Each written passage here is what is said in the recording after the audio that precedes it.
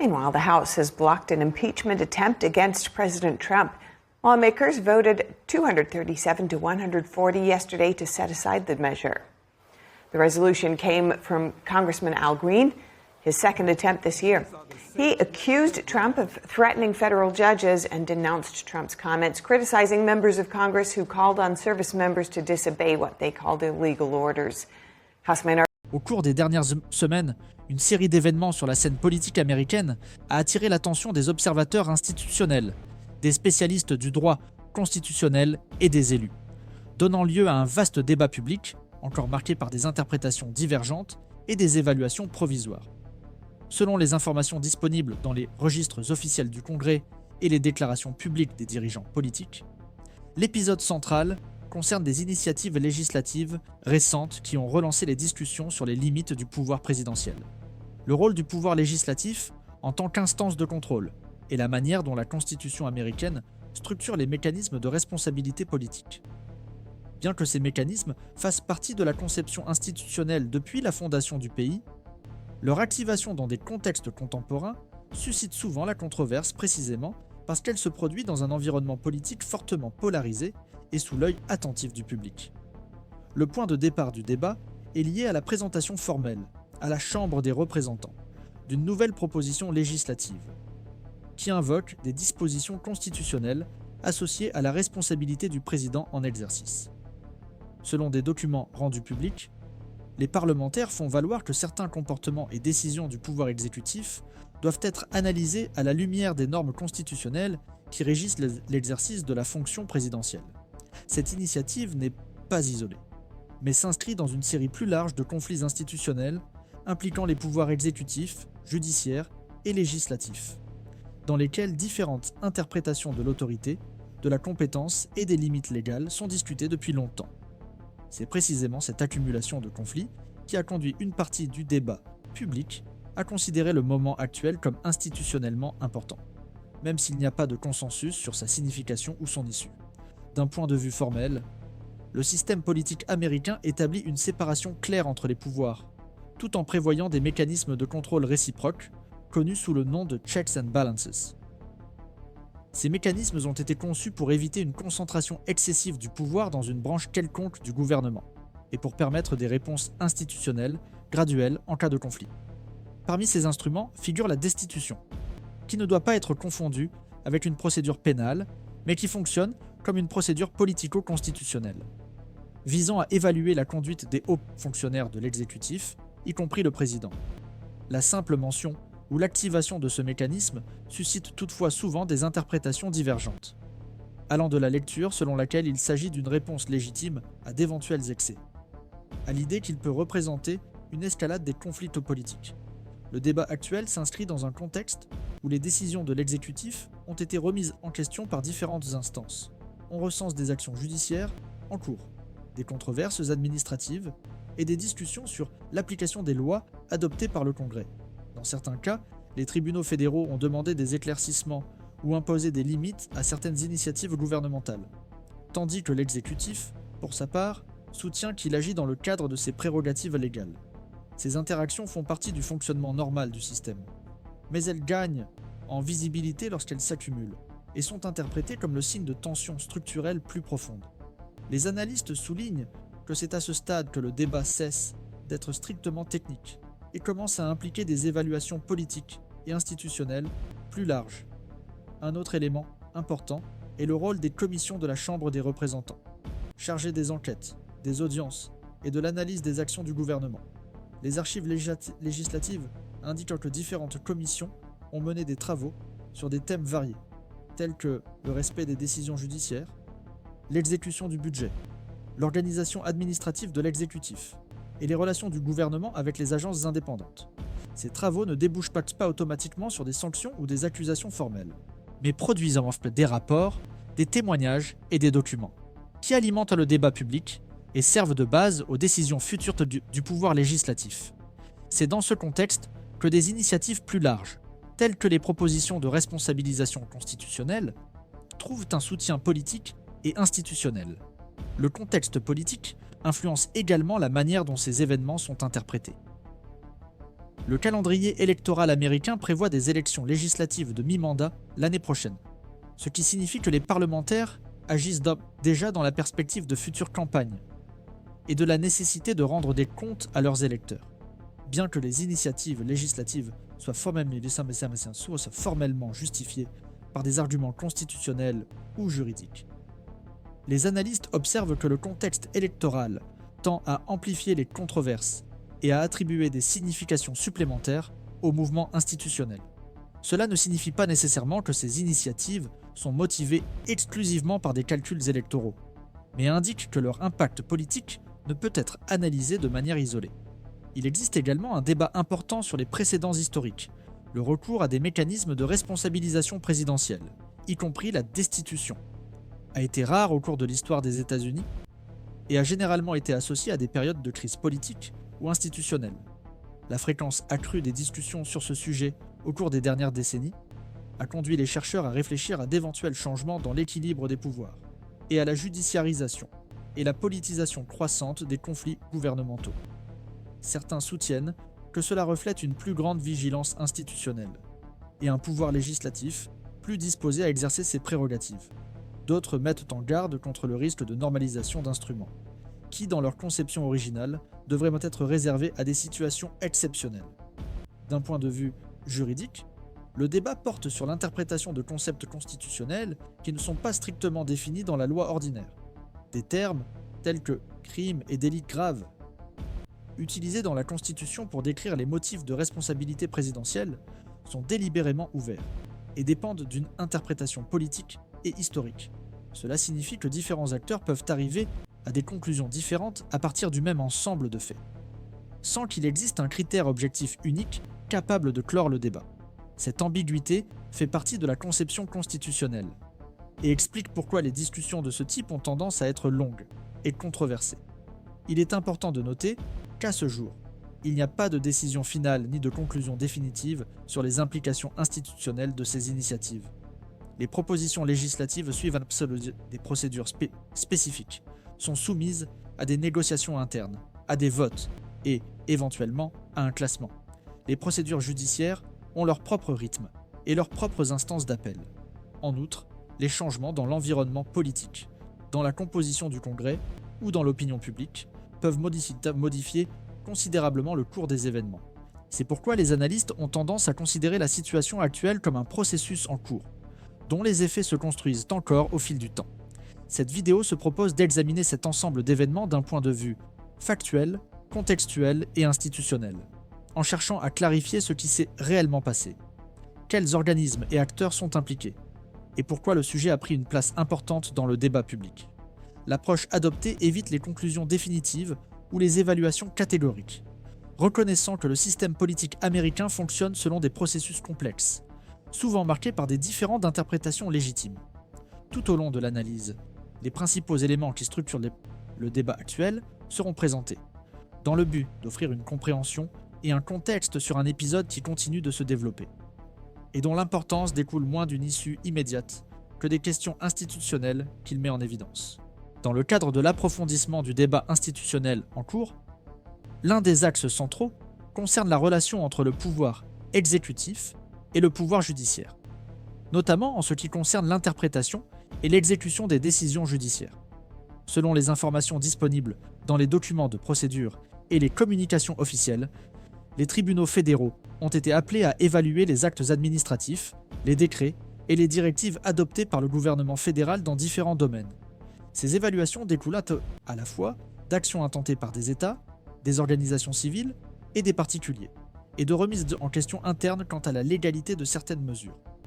Bien que la judiciarisation des politiques publiques ne soit pas un phénomène nouveau aux États-Unis, les analystes observent que l'intensité et la fréquence de ces conflits ont contribué à une perception accrue de tensions institutionnelles, en particulier lorsque les décisions judiciaires sont interprétées politiquement par différents acteurs. Dans certains de ces cas, les juges fédéraux ont demandé des éclaircissements supplémentaires à l'exécutif, ou ont ordonné la suspension temporaire de certaines politiques, jusqu'à ce que certaines exigences légales soient satisfaites. D'un point de vue institutionnel, ces mesures font partie des prérogatives du pouvoir judiciaire d'interpréter la loi et d'assurer son application conformément aux paramètres constitutionnels. Cependant, les membres de l'exécutif et leurs alliés font souvent valoir que certaines décisions judiciaires constituent une ingérence excessive dans les attributions qui relèveraient du président, en particulier dans des domaines tels que la sécurité nationale, l'immigration et l'organisation administrative du gouvernement.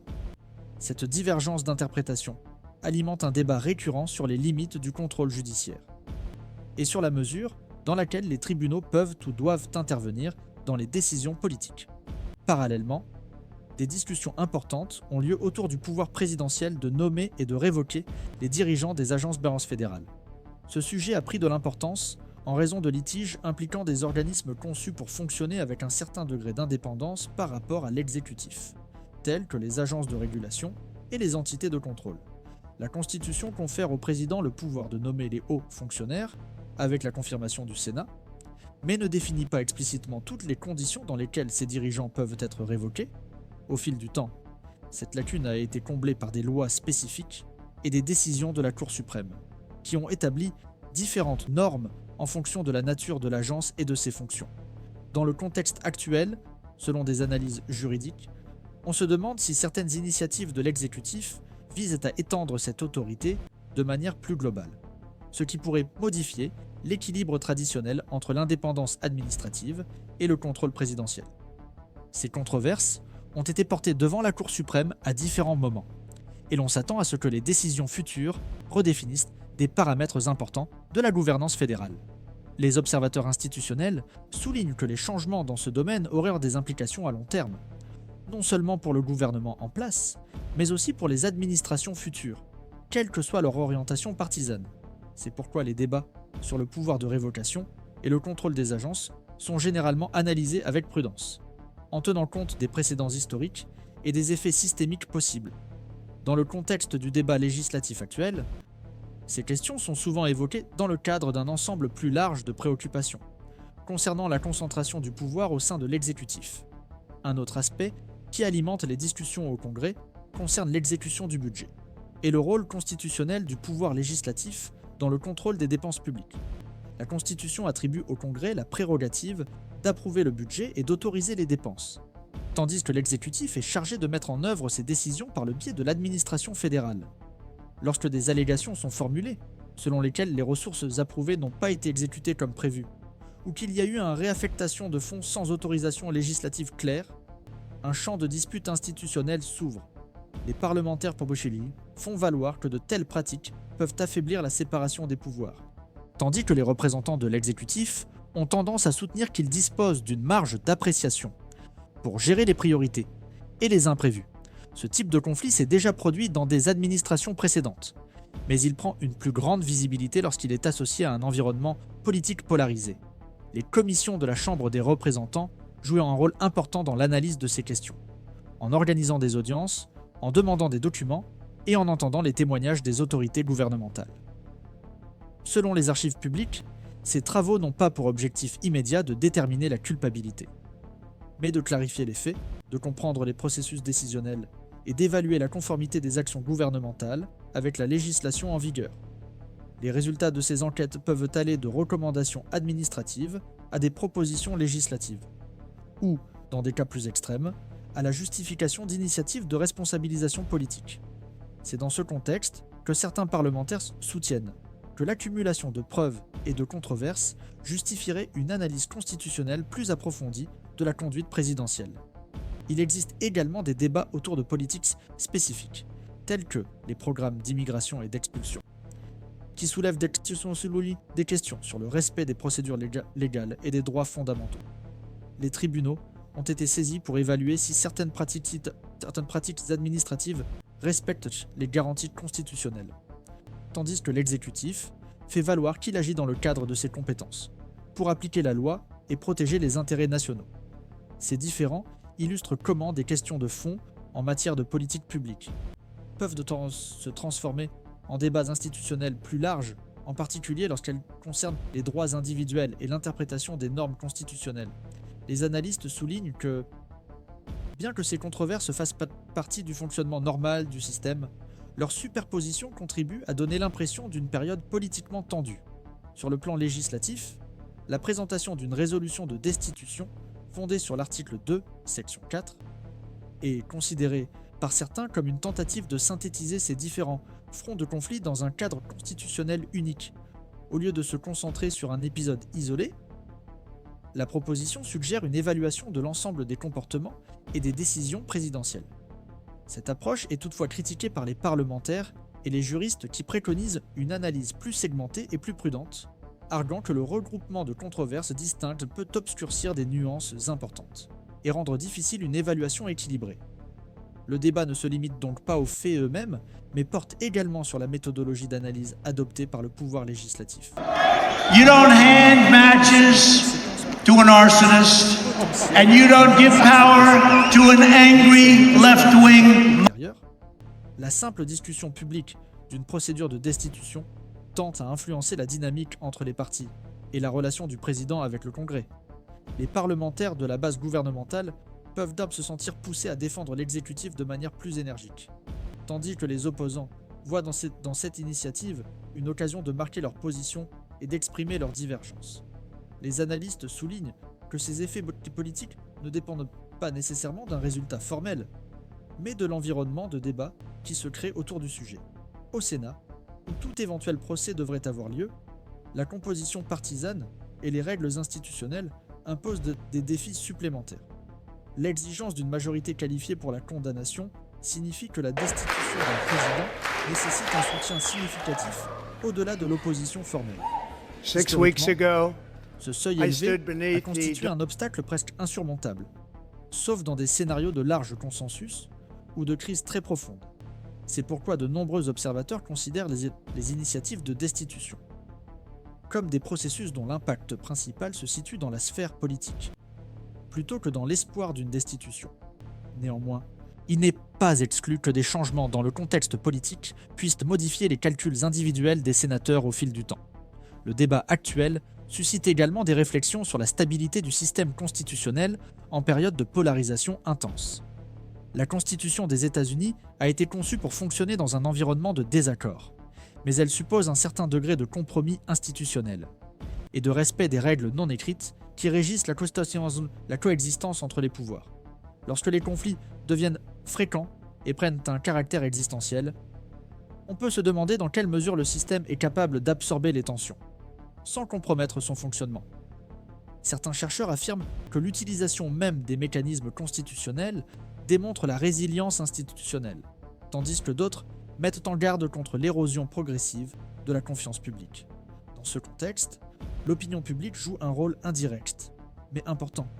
Les sondages d'opinion, les analyses du comportement électoral et les réactions de la société civile sont souvent cités dans le débat politique, même s'ils n'ont pas d'effet juridique direct sur les processus constitutionnels. Les parlementaires ont toutefois tendance à tenir compte des perceptions du public, lorsqu'ils évaluent les risques et les stratégies, en particulier à l'approche des élections. Ainsi, le débat institutionnel s'inscrit dans un dialogue constant avec l'environnement politique plus large, dans lequel les récits, les interprétations et les attentes s'influencent mutuellement. À ce jour, les événements analysés sont toujours en cours, sans décision finale permettant d'évaluer pleinement leurs effets. Les processus législatifs suivent leur cours. Les actions en justice se poursuivent, et l'environnement politique reste soumis à des changements rapides. C'est pourquoi les observateurs institutionnels soulignent l'importance de suivre les développements avec prudence, en distinguant les faits confirmés, les interprétations controversées et les projections sur les scénarios futurs. Ce que l'on peut affirmer, sur la base des informations disponibles, c'est que le débat actuel reflète les tensions structurelles du système politique américain et met en évidence des questions récurrentes sur le pouvoir, la responsabilité et les limites constitutionnelles, dont la signification continuera à faire l'objet d'analyses au fil du temps.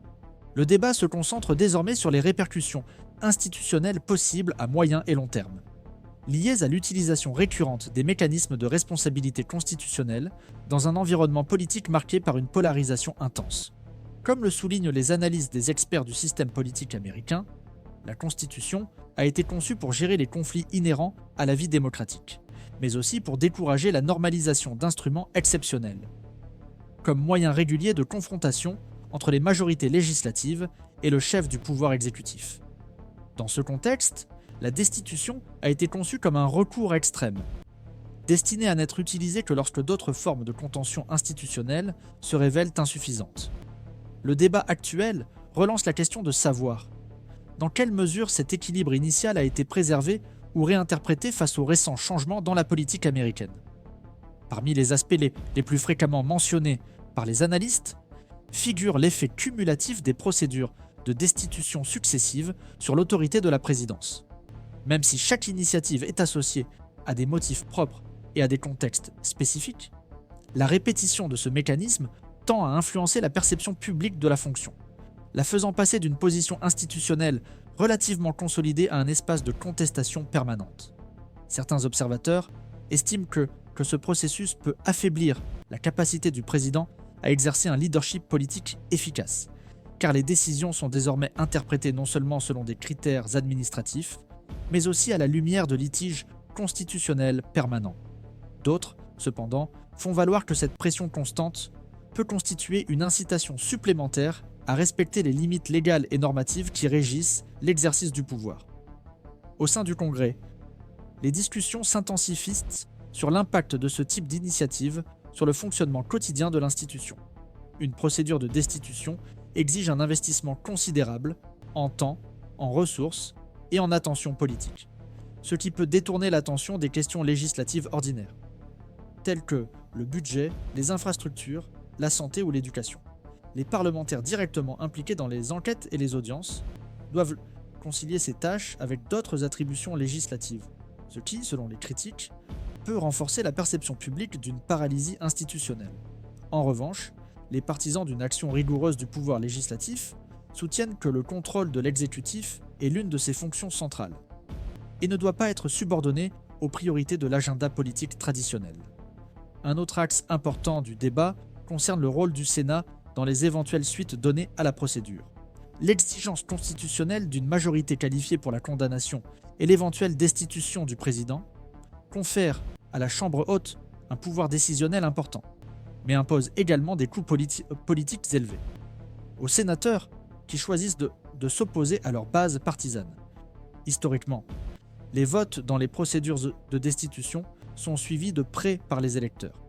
Les bailleurs de fonds des campagnes électorales et les dirigeants politiques, ce qui influence les trajectoires individuelles. Dans ce contexte, les analystes observent que les décisions du Sénat sont rarement fondées exclusivement sur des évaluations juridiques, mais intègrent des considérations stratégiques, liées à la stabilité institutionnelle, à la viabilité politique et aux conséquences électorales. La discussion porte également sur les implications possibles pour les administrations futures. Les précédents établis dans des moments de forte tension institutionnelle ont tendance à être invoqués par la suite, même dans des contextes différents. Si le Congrès consolide une interprétation plus large de l'article 2, section 4, les futurs présidents pourront agir selon des paramètres de responsabilité différents, indépendamment de leur affiliation partisane. Certains chercheurs interprètent ce processus comme une adaptation du constitutionnalisme, ajustant les normes élaborées au XVIIIe siècle aux exigences contemporaines. D'autres, cependant, mettent en garde contre le risque d'affaiblissement des limites implicites, qui, bien que non formalisées dans le texte constitutionnel, ont historiquement contribué à la stabilité du système politique. Dans le domaine juridique, des réflexions émergent sur l'interaction entre les processus politiques de destitution et les procédures judiciaires formelles. Bien qu'il s'agisse de sphères distinctes, la coexistence de litiges judiciaires et d'initiatives législatives en matière de responsabilité peut générer des interactions indirectes. Les décisions judiciaires, même lorsqu'elles se limitent à des aspects spécifiques, ont tendance à influencer les perceptions politiques sur la légitimité et la conformité constitutionnelle. De même, les débats au Congrès peuvent façonner l'environnement dans lequel les tribunaux évaluent les controverses impliquant l'exécutif, même si les magistrats cherchent à préserver leur indépendance décisionnelle. Cette interdépendance est souvent citée comme l'un des principaux défis du système de séparation des pouvoirs. En période de conflits politiques intenses, il y a également des répercussions au niveau international. La présidence des États-Unis joue un rôle central dans la conduite de la politique étrangère, et les questions internes liées à la légitimité ou à la stabilité institutionnelle sont suivies de près par les gouvernements étrangers.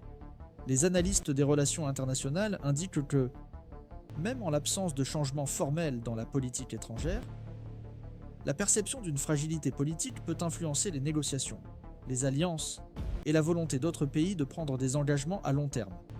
Dans le même temps, il convient de souligner que le système institutionnel américain dispose de mécanismes de continuité, capables d'atténuer les impacts immédiats, préservant ainsi les politiques essentielles malgré les conflits internes.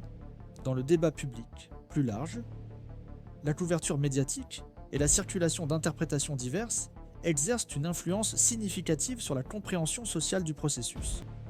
Différents médias mettent l'accent sur différents aspects des événements, variant entre des approches juridiques, politiques ou stratégiques. Cette diversité de récits reflète la complexité du sujet, mais peut également créer une confusion entre les faits confirmés et les projections spéculatives. C'est pourquoi les experts soulignent souvent l'importance de distinguer les événements qui se sont déjà produits, les procédures officiellement en cours, et les hypothèses qui restent dans le domaine des possibilités. La polarisation politique intensifie ces défis. Dans un contexte où les identités partisanes sont fortement cristallisées, les initiatives institutionnelles ont tendance à être interprétées par une grande partie de la population, à partir d'alignements préalables, ce qui rend difficile toute évaluation plus équilibrée. Les sondages d'opinion indiquent que les perceptions de la légitimité institutionnelle varient considérablement en fonction de l'orientation politique, ce qui peut affecter la confiance du public dans les résultats des processus constitutionnels. Ce scénario soulève des questions sur la capacité du système à produire des décisions largement acceptées. Dans des contextes de division profonde, un autre point de réflexion concerne la distinction entre légalité formelle et légitimité politique. Une procédure peut être menée en stricte conformité avec les normes constitutionnelles, et néanmoins être remise en question quant à sa légitimité par certains segments de la société. Ce décalage n'est pas propre à la période actuelle, mais il prend une importance accrue. Lorsque les décisions sont susceptibles de modifier le leadership national, les analystes soulignent que la solidité des institutions dépend non seulement du respect des règles, mais aussi d'un niveau minimum d'acceptation sociale, des procédures et de leurs résultats. D'un point de vue historique, les conflits institutionnels sont souvent réévalués avec le temps.